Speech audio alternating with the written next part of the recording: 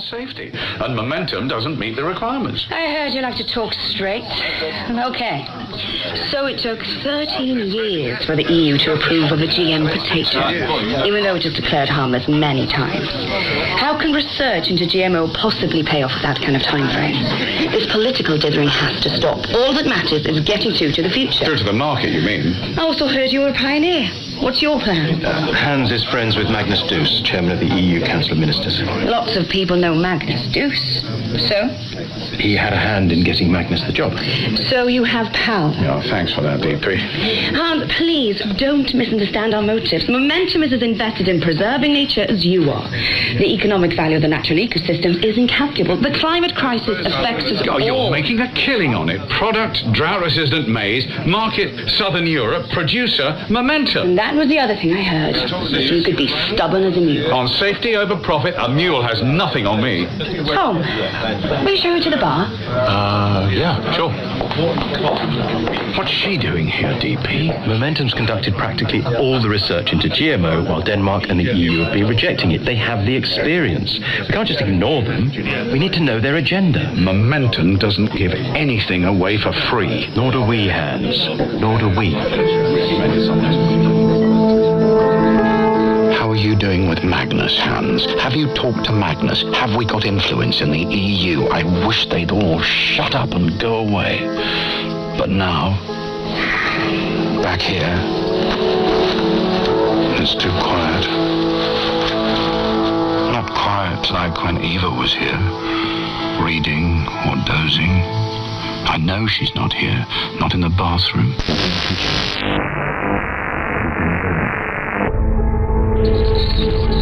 Oh, the letter. That's from the flowers this morning. Oh, I forgot. Dear friend, I've just landed and read about Eva's death in the paper. I'm so sorry. I'll send the flowers to the office. I know that's where you'll be, keeping your head held high. Edel, you know me better than I do. What went wrong, dear friend? You said life decides, not us. I was here with Eva, you were with your family. Life decided. But now, what now?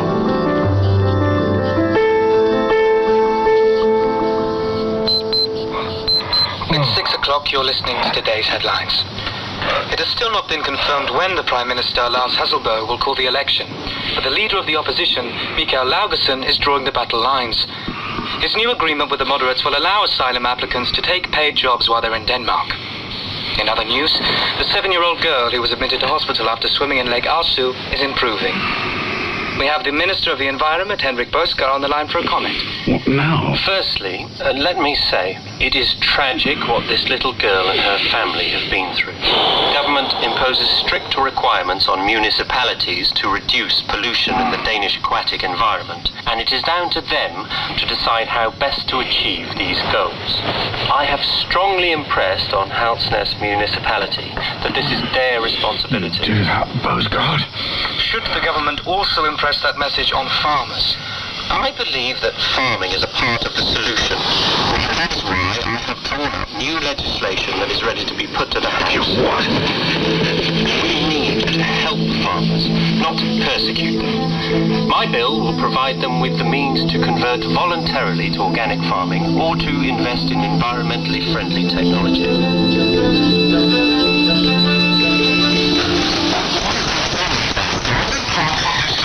Be away, Hans. Eva was ill. Don't drag Eva into this. Bill has already been to committee. Twice. So why did you discuss it with me yesterday as if it was still on the drawing board? Because you work against me. You'd have stopped it becoming law, stalled until after the election. Too right, I would. So I had to do it this way.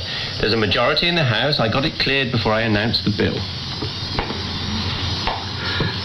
Who processed it for you? The civil servant. Who? Your colleagues. You won't get it through, Boskard. I won't let your law ruin everything I've worked for. You're way out of line, Hans. It's time you realise you can't control everything. Not even your civil servants.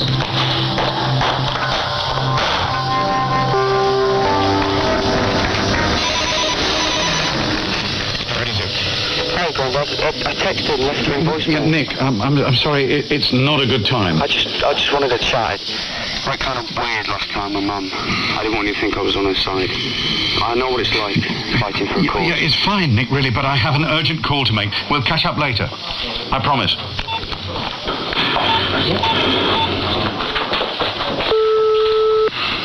Hi, DP speaking. Beauregard has shafted me. Hans, what are you talking about? He's going to get that bill passed before the election so the farmers can go on polluting. But the bill must have gone through you. Someone in the agency has been helping him. Do you know who? It's everything I'm trying to fight. You realize what this means? The bid is essential now. It's time to move on it, Hans. Everything is ready. Well, can we speed up the election? No, that's beyond our control, but there is something you can do. Call Magnus Deuce. I'll think about it. Gather your thoughts, Hans. Gather your thoughts. Now, who's been helping Beauregard? Is it Tom Nielsen? Is he trying to destroy me? My life's work, our lakes and rivers? DP's right. We have to fight back. I have to prime Magnus. Make it happen.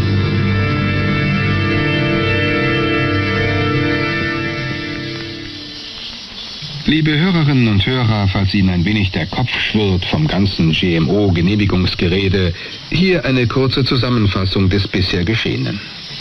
Wie Sie gerade hörten, sieht unser Protagonist Hans Gammelgard sich unerwartet mit Widerstand aus den eigenen Reihen konfrontiert. Nicht nur hat der Umweltminister hinter seinem Rücken das in keiner Weise umweltfreundliche Agrargesetz zur Absegnung vorbereitet, gegen das der stoische Staatssekretär so vehement eingetreten ist, er hat es auch noch mit der Unterstützung von Gammelgards Team getan. All seine Mitarbeiter müssen davon gewusst haben. Und Hans fürchtet, dass er die Kontrolle über seine Leute verliert. Tom Nielsen, seinen ehrgeizigen Bürovorsteher, konnte er zwar dazu bringen, eine Präsentation zugunsten der genveränderten Futterrübe vorzubereiten. Es stehen Wahlen an und die neuen Minister sollen sofort gebrieft werden können. Aber richtig überzeugt scheint dieser nicht zu sein. Und beim jüngsten Treffen des Coffee Clubs, der doch Menschen vereinen soll, die pro GMO, vor allem aber auch pro Natur und Sicherheit sind, trifft er auf Vertreter des umstrittenen amerikanischen Unternehmens Momentum. Und wenn Sie Momentum mit Monsanto gleichsetzen, werden wir es Ihnen nicht übel nehmen. Die bisherige GMO-Forschung dominieren und daher laut DP als Mitstreiter nicht verzichtbar sind. Aber aus Hans Sicht vor allem pathologisch profitorientiert an der Klimakrise verdienen und Kollateralschäden der Natur und Menschen in Kauf nehmen. Hans' Einfluss in Brüssel scheint nun wichtiger denn je. Der EU-Ministerratsvorsitzende Magnus Deuce schuldet ihm noch einen Gefallen und soll die Genehmigungsprozedur für die GM-Futterrübe schnellstmöglich auf den Tisch bringen. Sonst hat ihn